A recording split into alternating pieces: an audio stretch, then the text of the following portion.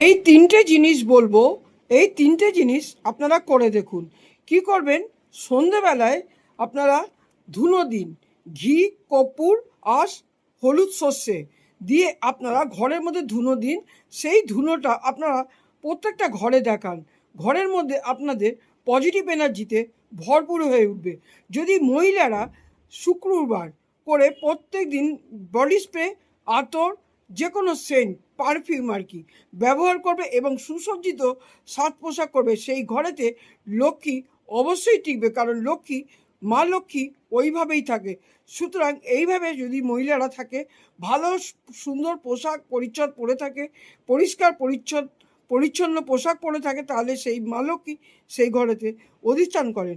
আর রোজ হনুমান চালিসা যত দ্রুত পারবেন তত দ্রুত যদি 7 বার করে জোরে জোরে পাঠ করতে পারেন, আপনার ঘরে কোনো চিন্তা নেই। আপনার ঘর অতি শক্তিশালী ঘর, পজিটিভ ঘরে পরিণত হবে। নেগেটিভ দোষ থাকলে অবশ্যই কেটে যাবে।